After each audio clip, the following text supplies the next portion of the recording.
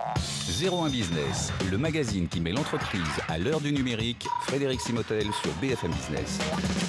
De retour dans notre émission 01 Business, l'hebdo sur BFM Business. Dans 5 minutes, le coup de pouce et une start-up. Mais tout de suite, les chroniques de nos journalistes avec Myriam Matinraz. Bonjour. Bonjour. Coup de cœur, coup de griffe? Les deux. Les deux? C'est mitigé. Voilà, on va voir ça tout de suite avec vous. Et Juliette Fauché, journaliste à la rédaction de 01 Business. Bonjour Juliette. Bonjour Frédéric. Alors, à la une de 01, vous avez retenu un article sur le déploiement de la téléphonie mobile. Attention aux pirates. Ah, pas du tout. Pas du tout. Non, j'ai retenu. Ah non, de 4e génération. 4e génération Oui, arrive en France. Ah, vraiment, Frédéric, vous dans n'avez pas 01, il y a 2 enquêtes, justement. Il y a 2 enquêtes, et moi j'ai retenu celle que vous n'avez pas retenue, visiblement. Voilà, celle sur la 4G. Voilà, donc celle sur la 4G. Donc, en France, il y a 15 villes qui proposent donc, le réseau mobile 4e génération. Alors, concrètement, qu'est-ce que ça va changer pour les entreprises? Donc, il y a 4 avantages à cette 4G. Le premier, c'est permettre aux collaborateurs nomades de pouvoir envoyer et recevoir des mails avec des docks attachés très volumineux. Donc, ils ont exactement le même débit que ce qu'ils ont quand ils sont en poste fixe dans l'entreprise. Le deuxième avantage, c'est qu'ils ont accès au système d'information et donc aux applicatifs métiers. Par exemple, un commercial va pouvoir accéder à son fichier client, il va pouvoir regarder les prix, consulter les stocks et donc ça lui permet d'être beaucoup plus réactif au niveau de sa transaction commerciale. Et puis, il y a un avantage aussi d'avoir des communications beaucoup plus nettes et fluides. Alors, avec la vidéo, parce qu'en fait, la 4G permet le transfert de la vidéo parce que la bande passante est suffisante. Donc ça permet par exemple aux sites de commerce en ligne qui ont des applications mobiles donc qui permettent à pouvoir en faire de la vidéo de bonne qualité. De pouvoir faire de la vidéo de bonne qualité. Et puis la 4G permet également d'avoir accès de façon beaucoup plus fluide donc aux sites de commerce en ligne, ce qui est très, très important parce qu'il faut savoir que la FEVAD prévoit 20% des achats en 2013 par les téléphones mobiles. Avec de plus en plus de vidéos et donc plus de fluidité vers les sites web mobiles. Voilà. Et alors justement, donc, il y a les entreprises commencent à se demander qu'est-ce qu'on va pouvoir faire avec ce mobile, avec cette 4e génération. Eh bien, par exemple, les sites de commerce vont pouvoir proposer de la vidéo. Et donc, par exemple, l'Olympique lyonnais va proposer en 2015 pour ses supporters de la transmission. Donc, par exemple, il y a eu un but. Eh bien, ils vont pouvoir voir, alors qu'ils sont sur le stade, la retransmission du but et donc, du coup, pouvoir voir l'action sous ses différents angles. Bon, c'est pas mal. Il faut encore qu'il y ait les buts. Voilà. Oui, ça... Merci Juliette Fauché. On tourne vers vous, Myriam Matinraz. Donc du fun dans les universités, c'est ce que vous voulez nous dire? Exactement. Alors c'est une cellule officiellement lancée par le gouvernement la semaine dernière, Fun pour France Université Numérique. L'objectif principal étant de mettre en ligne des cours, 20% des cours d'université d'ici 2017. Et on est assez en retard, c'est ça? Alors la France est assez en retard et l'objectif paraît aussi assez faible sur 4 ans avec le retard qu'on a accumulé. Figurez-vous que 80% des établissements outre-Atlantique disposent de cours en ligne contre moins de 3%. Et alors pourquoi les plateformes ont du mal à décoller? Parce qu'on imagine quand même le service rendu aux étudiants, surtout à l'heure où les universités débordent, ont du mal à faire rentrer tout le monde dans les amphis. Alors voilà, les plateformes existent déjà. On connaît des ENT, ce qu'on appelle des espaces environnements numériques de travail comme Moodle par exemple, très peu exploités. Alors on suppose un manque de formation des professeurs. Et puis il y a une histoire de droit d'auteur aussi. Voilà. Une petite peur, une frilosité par rapport aux droits d'auteur, c'est une supposition. En tout cas, la ministre de l'Enseignement supérieur... Ce qu'il faut préciser aux téléspectateurs de BFM Business, c'est que voilà, si on donne un cours et qu'on utilise des vidéos, des citations, d'autres, il faut tout citer, il faut justifier. Et les professeurs sont assez frileux en France en tout cas. La ministre de l'Enseignement supérieur, elle, Geneviève Fioraso, justifie l'objectif des 20% en affirmant ne pas croire au tout numérique en France. Et alors que cette transition numérique paraît être une nécessité. Et alors les plus en avant, c'est qui, rapidement? Alors, aux États-Unis, en tout cas en France, les écoles commencent à s'y mettre.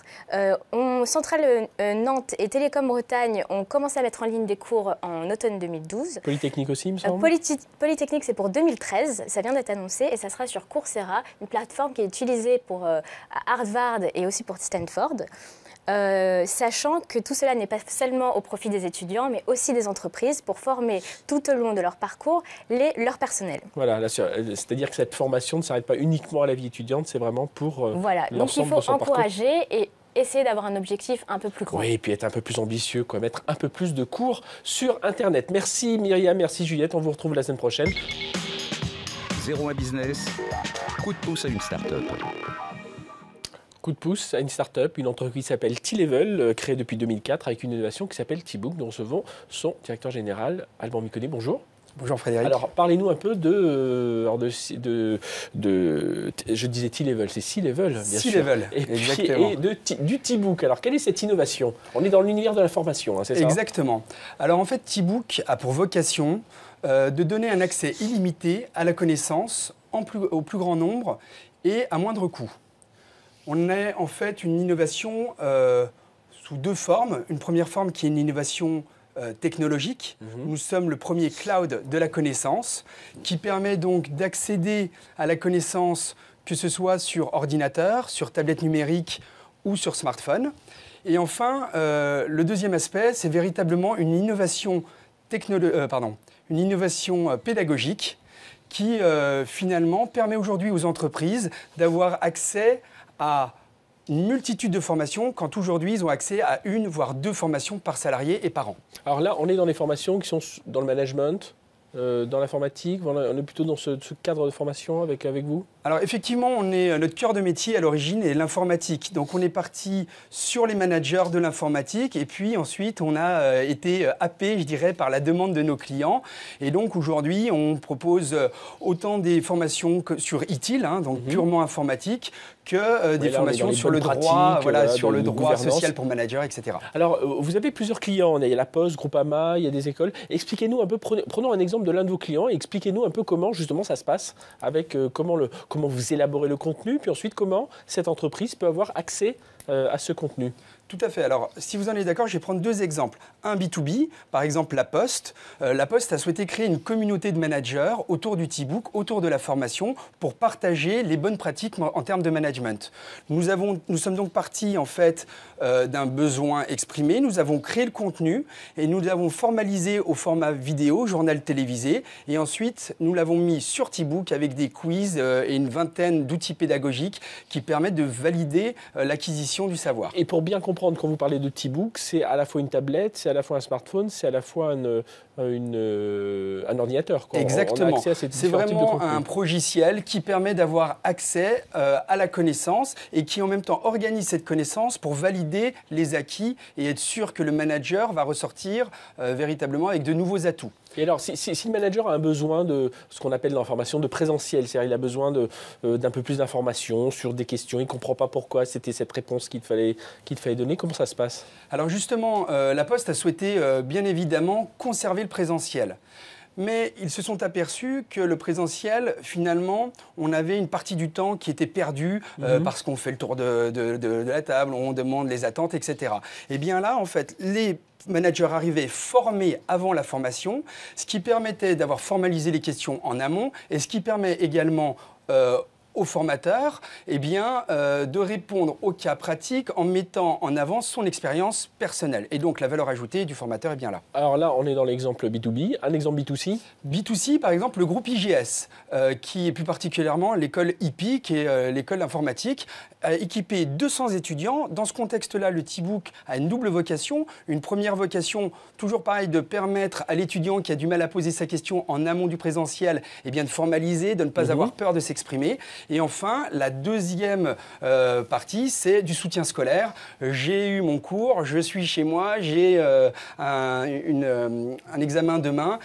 À ce moment-là, je vais pouvoir réviser avec un contenu interactif et non pas avec un...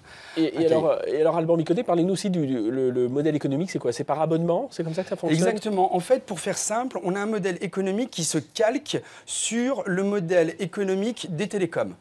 Vous avez un device, vous avez un abonnement et vous avez un accès illimité à la formation. Et donc, c'est comme ça qu'on s'en sort. Exactement. Eh bien, merci Alban Miconi d'avoir été avec nous pour votre innovation T-Book, donc de la formation sur tablette, sur smartphone, sur ordinateur. Et justement, l'innovation, vous voyez, elle est aussi dans la formation. Nous, on se retrouve la semaine prochaine dans notre émission 01 Business l'hebdo. Merci de nous avoir suivis sur BFM Business. On continuera, bien entendu, à parler d'innovation et de numérique. À la semaine prochaine.